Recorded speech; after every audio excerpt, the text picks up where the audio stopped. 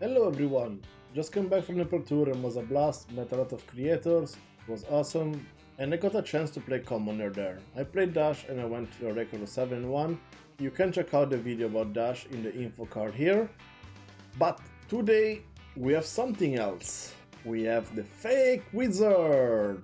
As you might have remembered, I did a Fake Wizard Blitz deck tech that you can find up here, but I decided to do a Commoner version.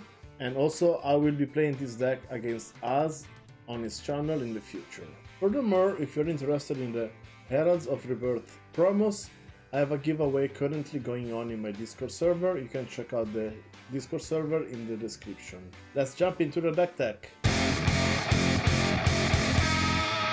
We are playing Kano, but we are not using it as it's supposed to be with arcane damage, since our opponent will bring in all the arcane barriers. This will be completely useless against us, but we will have them in the sideboard.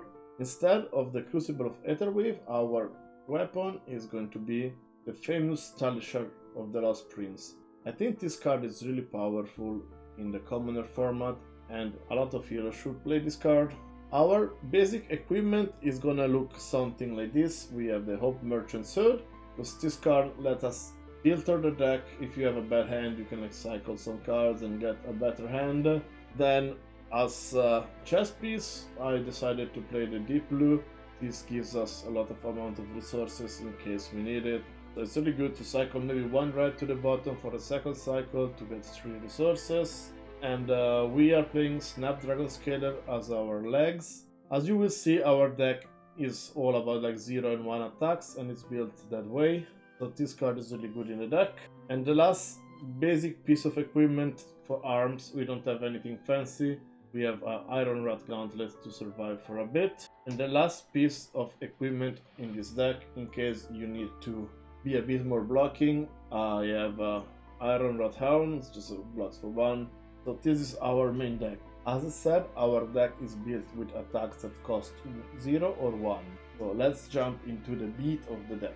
Let's start with the combat trick first. I'm going to be playing the full Rainbow Razor Reflex. This gives your weapon attack +3, 2 or 1, and on hit they go again. This needs to target cards, attack action cards that cost 1 or 0, but that are all of our deck. So this is our combat tricks. We have the Razor Reflexes. Then to boost up our attacks, we have pump spells. One good pump spell that gives your attack +3 is the Come to Fight.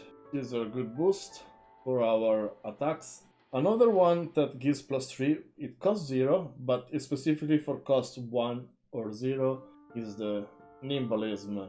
We are playing all of the Nimbalism. We are playing all the Rainbow Nimbalism. This is just good to like pump your attack to go over breakpoints or go slightly over. And with Nimbalism, what we want to play, our first attack is the Nimble Strike, because you can banish Nimbalism and this gets +1 and go again. So for 1 resource you have a 5 and go again, which is really powerful. Is on par with the Ninja combo cards. And some of the usual suspects when you think about attacks that cost 0 are the Scar for a Scar, that if you have less life than your opponent, it gains go again. Since you start at 15, this already starts as a 4 with go again. And also we have a Ravenous Rabble that is 5 minus the top card each and has go again. Almost all of our deck is built of red cards besides few support cards, so like Razor Reflex and Nimbalism, and we'll see a few more later on. But this is most likely gonna be a 4 attack with go again. So really powerful stuff, and our opponent with Arcane Barrier cannot do anything with those. Then since we have go again, a good thing to do if any of these go again cards hit, we have a Push the Point, which if your attack hits, this attacks for 6 for 1 resource. One thing that I could see is substituting Push the Point for a more reliable back alley break line. This attacks for 5 for 1, but I went for the slightly more positive attack, but you can play this if you want to. Or you can change any of the other cards in the deck to play the back alley break line.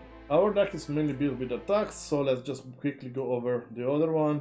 We have a Wounding Blow, that is attacks for 4 for 0 resources, so this is like really efficient. And we have the blue counterpart, attacks for 2, but the main important is like pitches for 3 and blocks for 3.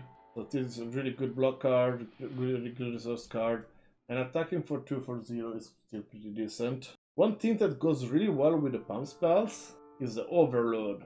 This has dominate and on hit go again, and if you can razor reflex or nimbalism, this card is going to be really powerful, because unless you're playing defense reactions that block for 4, overload is really hard to block. Especially you want to set up this a bit maybe later in the game if you can. Then we have another great attack for 1, which is Flock, that you have to reveal a card that costs 1 or less in your hand, but all of our deck costs 1 or less. And when you attack, you create a quicken token. So even if you don't have go again next turn, you can set up this and then scar for a scar if you have more life and still go again with a quicken token. And the last attack in our deck is going to be Vigor Rush, that is 4, and if you play the non-attack this turn, just go again. We have the Nimbalism as non-attack, and another card that I added as a non-attack is the Whisper of the Oracle, which is a good pitch, blocks for 3. It is a good non-attack that you can play for Vigor Rush, or just set up the top of your deck for the Ravenous Rabble. The last non-attack action I'm playing is a Lead the Charge. This just gives your next attack go again. But sometimes you just want to do attack also with Flock or whatever, and then you want to finish with Talishar and set up for the next turn. So Lead the Charge is good. Basically, you get an action point, but it's basically go again. And the last 4 cards of our deck, since we started last life, we need to survive a bit more. We are going to add the 2 best commons in the game probably, in Sin Below and Fate for Sin, like both defense reactions. If you've been playing Commoner or like much Flesh and Blood, you have seen this card are ubiquitous. But yeah, this is the deck. It's pretty much like a meme deck that Kano without arcane damage, which can actually be good. The Fake Wizard for Blitz, not for Commoner, did perform pretty well. Of course, it's not the best deck just because you're starting at 15 less, you start at 5 less life than the starting life, and you have only access to generics. But yeah, this is the deck. As I said, I will be on Az YouTube channel to play a game against him, and I'm gonna bring out my Fake Wizard. And if you made it to this point in the video, I would like to give away some Herald promo. Please enter a comment that starts with the letter K. Thanks everybody for watching. I've built 8 decks for Commoner. If you want to see a deck tag for any of those or for any that I will build in the future, please let me know in the comments down below, and I will see you next time. Bye bye.